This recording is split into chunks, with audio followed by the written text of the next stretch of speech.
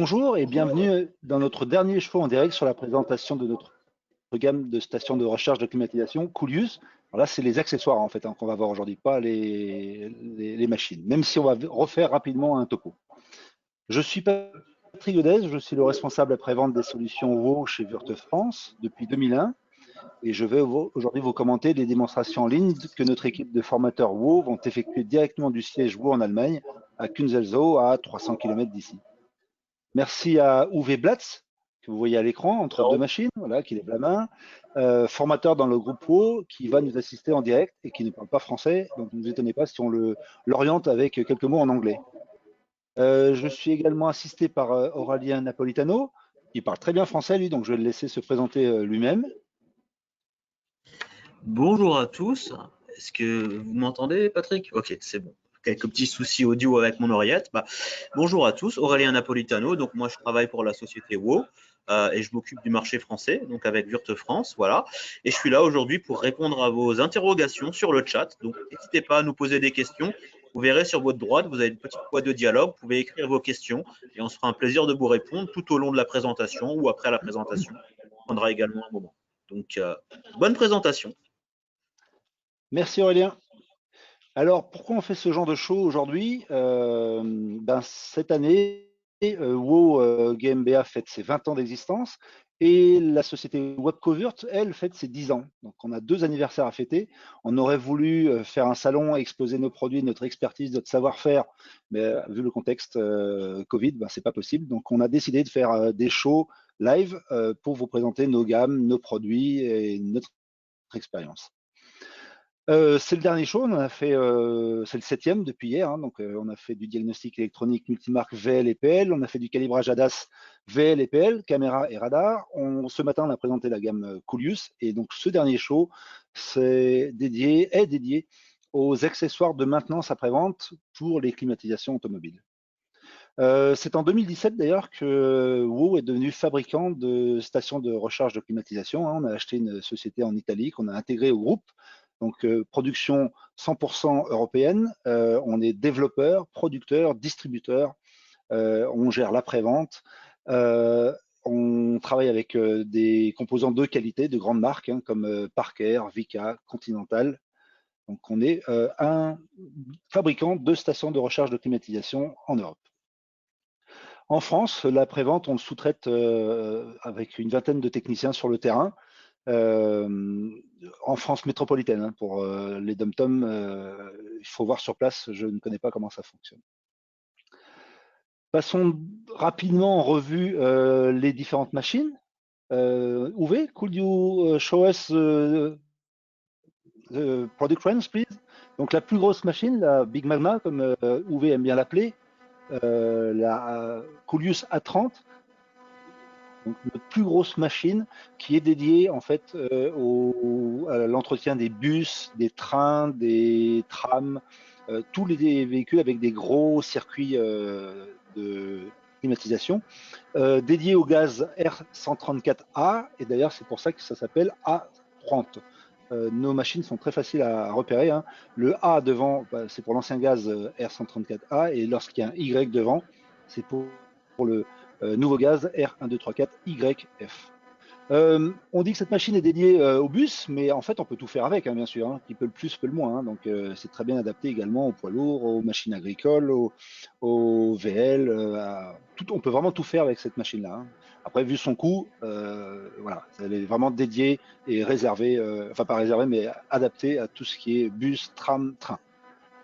L'autre machine à côté, la série 50, qui existe en 2 modèles. Là, on a la version pour l'ancien gaz, la version A50, mais elle existe aussi en Y50, hein, bien sûr, hein, pour le nouveau gaz.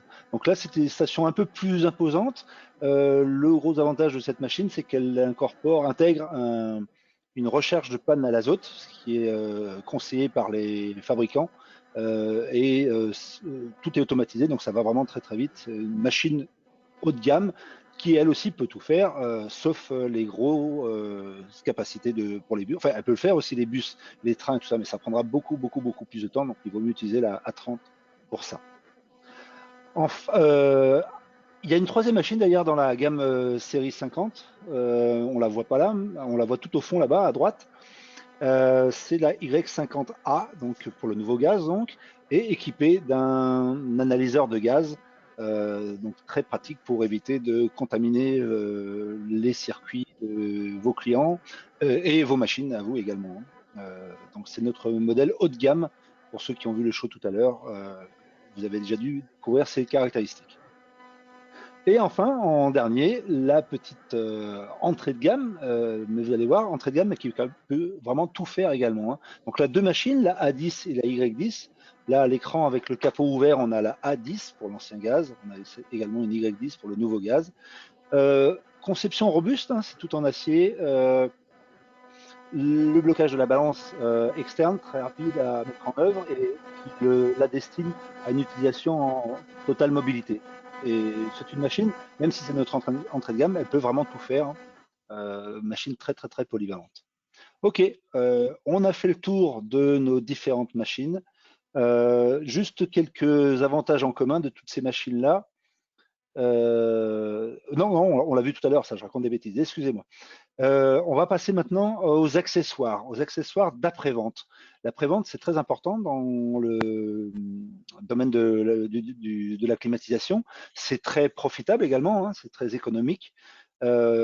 Et vous allez voir que les différents outils qu'on va utiliser là sont très pratiques pour l'entretien des véhicules d'occasion, pour l'achat de véhicules d'occasion, afin de s'assurer que le circuit de climatisation est en parfait état ou au contraire en très mauvais état et du coup on pourra négocier à la baisse le prix de la voiture. Donc le premier outil que Uwe va nous montrer, attends, j'ai un écho là, Aurélien, il y a un truc qui déconne. C'est un analyseur de gaz. On a deux versions, la version R134A qui est en bleu, et là, comme on est sur une voiture avec un R1234YF, il est en rouge. Ces deux analyseurs sont complètement autonomes, donc en gros, ils se branchent directement sur la batterie du véhicule avec des pinces crocodiles. Ils sont très rapidement mis en œuvre, hein, il faut 90 secondes pour qu'ils soient prêts à fonctionner et à faire une analyse. C'est un analyseur basique hein, par rapport à ce qu'on a vu avant sur la Coolius Y50A où on a une vraie description de la composition du gaz. Là, il est très simple, il dit c'est bon ou c'est pas bon. En gros, le gaz est pur à au moins 95% et plus, le test est bon. Sinon, il est sous 95%, le test est mauvais. Il faut procéder à une décontamination, à un remplacement du gaz. Donc, première chose à faire hein, lorsqu'on a une voiture, hein, la première chose à faire on récupère une voiture, avant même de brancher votre machine, au risque de la contaminer, c'est d'analyser le gaz, être certain qu'il est propre et qui correspond au gaz que vous avez. Très important. Uwe, you want to show us how it works? Or... Yeah. Okay. The small handheld device. Très compact. It is ideally for taking in a car for repair, or if you purchase a car to handle it as a used car. These are the two devices available. The difference between these two devices is here is everything manually, and here we have a little more comfort because the calibration and the filtration is going in the background automatically, and here Donc, this il nous is montre just en a fait les deux manual process. versions. Celle qu'il Significance a en main, of elle the est complètement machines manuelle. is equal. Et l'autre So est automatique. it's just En connected France, en fait, on ne to vend our pas battery, le gros modèle, and hein, on est sur les petits. every step we continue, we just press next. Then the machine is warming up to 40 degrees. So the total test here is just 1 or 2 minutes. Voilà, donc le test est très rapide, hein, comme je vous le disais tout à l'heure, hein, quelques minutes. Il faut 90 secondes pour qu'il soit prêt à faire le test et après encore une fois 105 secondes pour qu'il affiche le résultat. Tout est manuel, tout est autonome. Hein. Il y a des pinces croco, il l'a branché sur la batterie. La dépression, la récupération de gaz se fait avec la petite pommette qu'il a en main, là. La pompe en main, et voilà. Quoi. Donc, je crois qu'il doit appuyer 5 fois, quelque chose comme ça. Et il laisse faire. You started the test? You already started the test, Uwe? Yeah, Okay, Okay. this is now warming up. It always makes sense to get information about the purity of the refrigerant we are about to treat or we are about to service. Because if it is not enough pure, then it is contaminated, and then it requires a replacement, and we need to dispose it and replace it against the conform refrigerant. C'est ce que je vous disais tout à And l'heure. C'est très yeah, important de right now mesurer this is a warming up phase. d'autres machines ou d'autres circuits Just a few de vos minutes. clients. And after we have done this, it also makes sense to identify the optical quality of the refrigerant, or let's say of the mixture between refrigerant and oil, because this is also very significant. But this is, we will deal About with this accelerator. later on here. Okay, ouais. Yeah. Donc là, première chose, Just, analyse du give gaz, hein, machine que du gaz d'ailleurs. a little time. Voilà, donc on attend les 2 minutes. So now you see it's calibration. Donc là, il est en train de mesurer justement. On voit que ça clignote. C'est très très simple hein, comme machine. Hein. On le branche, on attend, on suit les voyants, on pompe et on a le résultat pur, pas pur. Enfin, OK, pas OK. Et le seuil est donc 95%. Hein. Si c'est égal ou supérieur à 95%, pour lui, c'est bon. Si c'est inférieur à 95%, c'est pas bon. Et d'ailleurs, la majorité des analyseurs intégrés dans les machines concurrentes fonctionnent sur ce principe-là. Au contraire de l'analyseur qui est monté sur notre Y50A, qui lui analyse réellement la composition du gaz. Vous l'avez vu tout à l'heure, on a 5 gaz et leurs pourcentages sont affichés sur le ticket de test. Bon, ça dure un peu plus longtemps que les 2 minutes promises. Okay, now we have heated up. The calibration is running. The calibration is we put fresh air into the measuring chamber. This is our 0 point. And then we measure the difference between the 0 gas, which is our air. Now it requires me to open the valve. Donc il ouvre le circuit de climatisation. La valve en fait. So now the system is sending gas Voilà. by this thin line into the measurement chamber. This takes a very short time only. And then we get a report notice whether it pass or fail. Voilà, donc encore quelques secondes et on va facilement voir si c'est ou OK ou pas OK. Bon, on connaît déjà la réponse, hein, ce véhicule est neuf, il sert de formation, donc il sera OK sans aucun problème. D'ailleurs, on voit à côté dans l'inspecteur de fluide qu'il est translucide, il y a juste un peu de traceur dedans, d'où la couleur jaune, parce que normalement ça doit être blanc, donc il sera bon. The only thing I need to observe, comment ça fonctionne. Whenever this machine is blinking, then I need to press next. That's all. Donc cet outil est très pratique en fait pour montrer à vos clients le fait que leur circuit est contaminé parce qu'ils ont fait entretenir leur véhicule dans des ateliers peu respectueux et du coup vous pourrez justifier le fait qu'il faille faire une décontamination et une nouvelle charge et donc justifier votre facture, votre intervention. C'est vraiment très facile. Voilà. Montrer ses vendre, voir c'est croire, comme on dit. Donc là, voilà. Là, il dit c'est bon, mais imaginez que ça s'affiche en rouge. Bah, le client ne peut pas nier. Il n'a pas d'autre choix que de vous croire et de vous laisser faire l'intervention pour remettre le gaz conseillé pour ce véhicule-là. Donc là, on vient de tester le gaz, uniquement le gaz. Mais le circuit de climatisation est composé également d'huile et d'autres composants. Hein, lorsque justement il y a des problèmes, il peut y avoir du traceur, il peut y avoir de l'eau, il peut y avoir des copeaux, il peut y avoir plein de choses. Pour ça, on va utiliser l'inspecteur. Donc c'est un tube en verre, lui aussi complètement autonome, hein, qui va se brancher sur le circuit de climatisation très rapidement. Il y a un manomètre également pour lire la pression dessus et va prélever une partie du liquide présent dans le circuit. Donc là, on n'est pas du tout sur le gaz, hein, on est sur le liquide. Et on va pouvoir analyser sa teneur en particules. Regardez, c'est visuel, hein, ça se fait de façon complètement visuelle. Donc là, OV va nous montrer comment ça doit être quand c'est propre.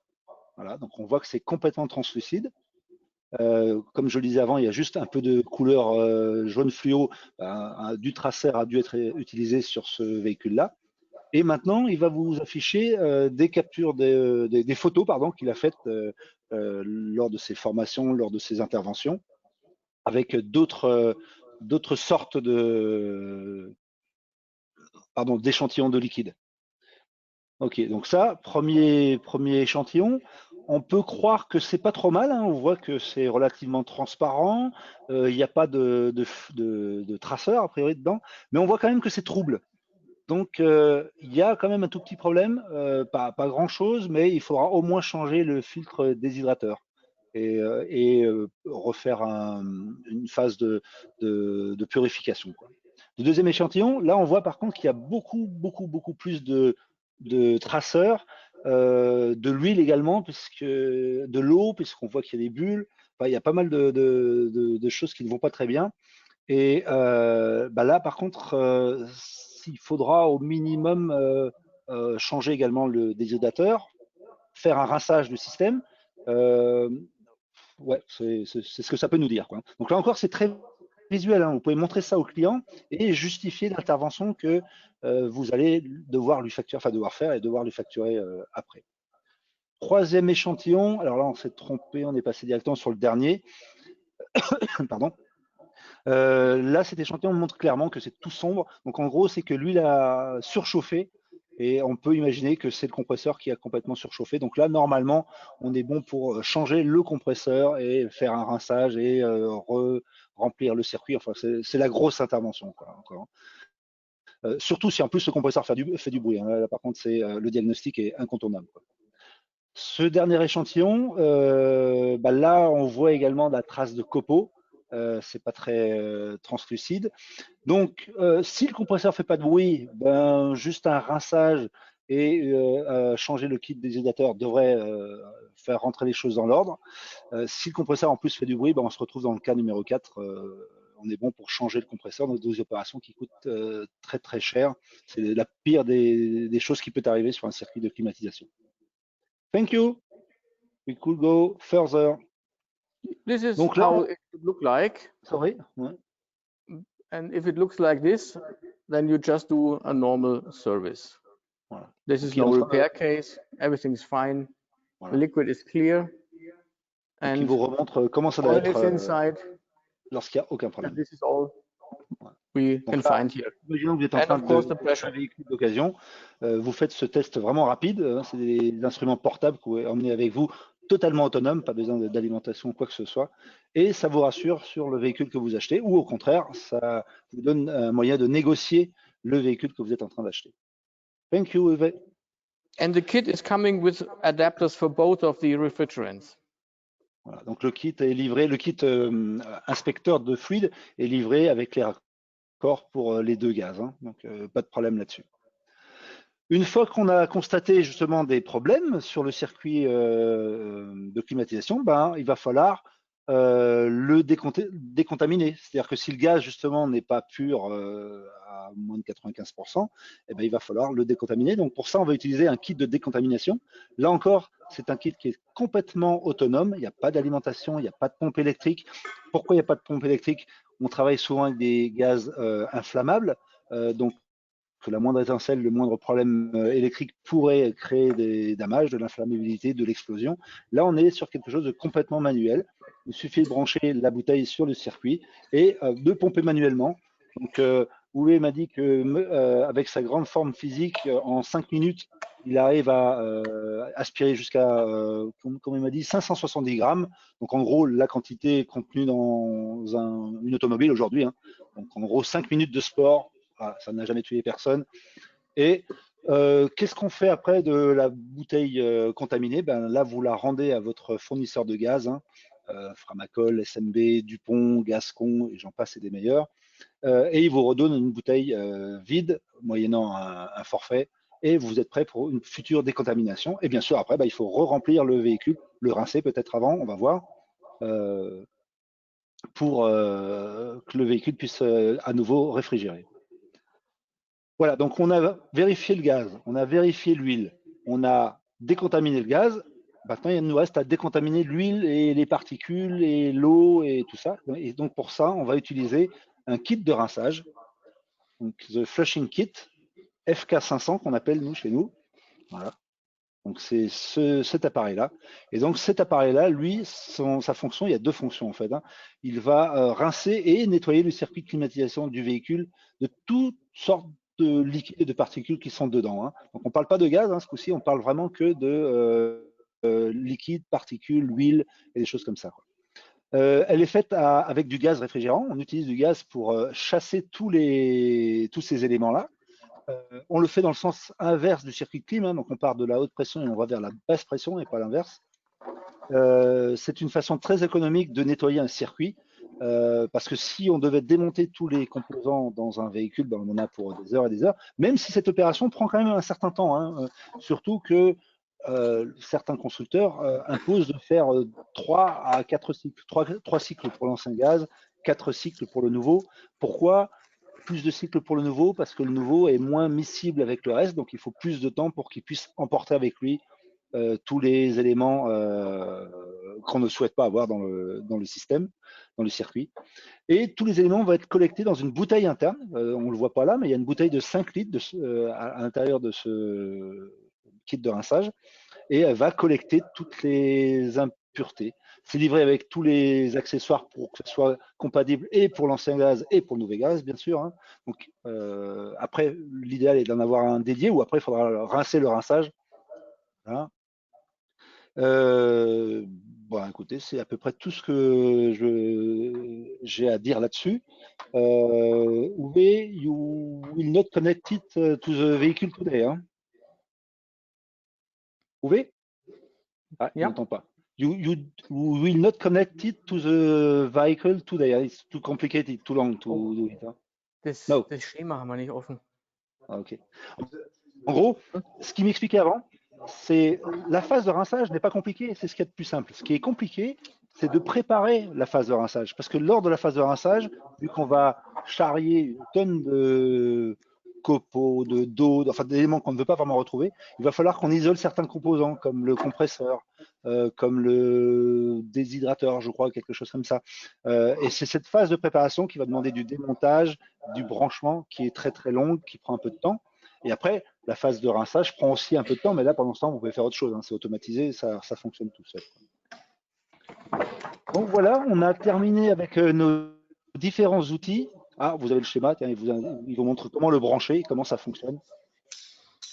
De toute façon, je vous laisserai prendre connaissance de ce schéma plus tard, puisque tout ce qu'on fait là est enregistré et sera disponible sur YouTube. Donc, on ne va pas le commenter maintenant. Ce que je souhaite juste ajouter avant de mettre fin à cette présentation, vous vous rendez compte que lorsqu'on est bien équipé, on peut très facilement profiter du marché de la prévente de la climatisation pour convaincre les clients qu'il est nécessaire de faire de l'entretien préventif et régulier pour éviter le pire étant la casse du compresseur. Et là, par contre, la casse du compresseur, c'est très très cher, hein, ça peut aller entre 2 et 4 000 euros en fonction du véhicule, de la marque. Donc c'est vraiment très important.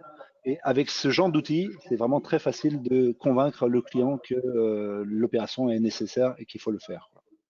Voilà. Dernière chose, on peut facilement aujourd'hui investir dans le marché de la climatisation. Aujourd'hui, le marché est encore, on va dire, saisonnier. C'est souvent au printemps qu'on va faire vérifier sa clim parce qu'on va en avoir besoin pour l'été. En hiver, on ne l'utilise pas trop, même s'il faudrait. Mais l'avenir, avec les véhicules électriques, les véhicules hybrides, il n'y aura plus de moteur thermique dedans. Donc la climatisation, ce ne sera plus vraiment une climatisation non plus, hein, ce sera plutôt une pompe à chaleur, va devoir créer et du chaud et du froid et devra fonctionner toute l'année. Et donc du coup, il n'y aura plus cet effet saisonnalité et on fera des entretiens de clim toute l'année.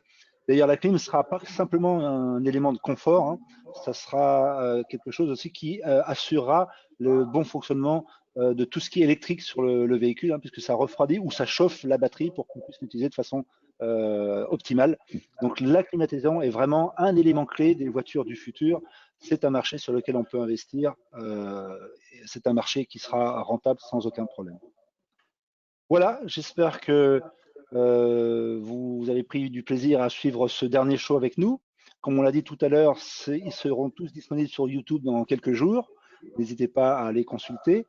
Je remercie toute l'équipe des formateurs allemands, Uwe qu'on voit ici, et les autres qui sont en backstage, hein, Ralph, Björn, Sabrina, j'espère que j'oublie personne. Je remercie Aurélien. Aurélien, si tu veux dire quelque chose, s'il a encore un micro. Ça refonctionne. Bah, écoutez, oui, moi je vous souhaite vous remercier pour votre participation, puis remercier Patrick qui a fait tout le travail de traduction, de préparation pour ce show, et aussi remercier l'équipe et Uwe. Uwe, many thanks for your participation today. Et puis on est disponible maintenant pour vous. Si vous avez des questions, n'hésitez pas. Nous, on va rester un petit peu dans le chat plus longtemps. Posez vos questions et on y répondra par écrit. Voilà. Et une très bonne journée à vous. Bonne journée, bon week-end de l'Avent. À bientôt. Au revoir.